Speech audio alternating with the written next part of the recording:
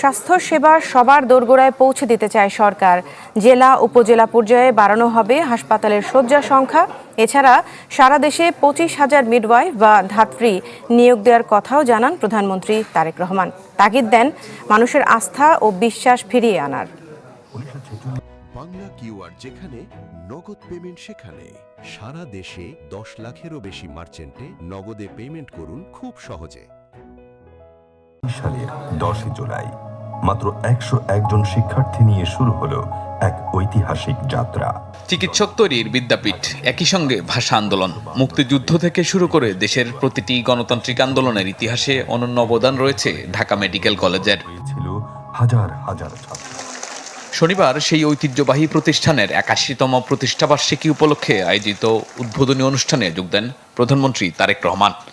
এই অনুষ্ঠানটি প্রথাগত অনুষ্ঠানের শুরুতে স্বাস্থ্য ব্যবস্থার আধুনিকায়নে ডিএমসিএনদের ভাবনার শীর্ষক এক উন্মুক্ত আলোচনায় অংশ নেন সরকার প্রধান। এ সময় বিভিন্ন পর্যায়ের তরুণ চিকিৎসকদের নানা প্রশ্ন এবং মতামতের জবাব দেন তিনি। আমরা যারা ডাক্তার না তাদের এই প্রত্যাশা থাকবে আপনাদের কাছে যে যেই বিষয়গুলো নেতিবাচক, যেই বিষয়গুলো আমরা দেখি বিভিন্নভাবে, সেগুলো ইনশাল্লাহ দিন দিন কমে আসবে। আমরা ওই স্ট্রাকচারগুলো বিল্ড করতে পারবো গভর্নমেন্ট থেকে, কিন্তু সার্ভিসটা তো আপনাদেরকে এনশিওর করতে হবে।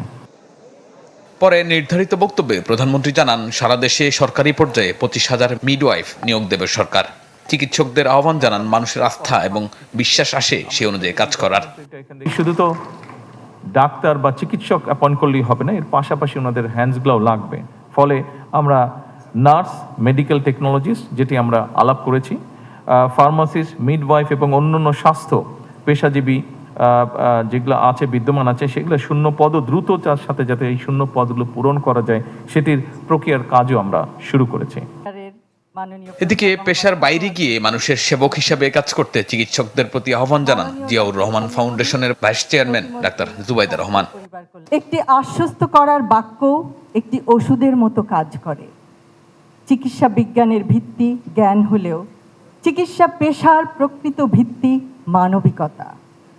চিকিৎসা বিজ্ঞানের অগ্রযাত্রা যতই প্রযুক্তি নির্ভর হোক না কেন, তার কেন্দ্রবিন্দুতে সবসময় মানুষই থাকবে। এর আগে ঢাকা মেডিকেল কলেজ পরিদর্শন শেষে স্বাস্থ্য শিক্ষা অধিদপ্তরের হোস্টেল প্রকল্পের আওতায় 2টি ছাত্রী হোস্টেলের নির্মাণ কাজের ভিত্তিপ্রস্তর স্থাপন করেন প্রধানমন্ত্রী। পরে ডিএমসি প্রাঙ্গণে বৃক্ষরোপণও করেন সরকার প্রধান। শাহনেওয়াজ বাবলু, চ্যানেল 24, ঢাকা।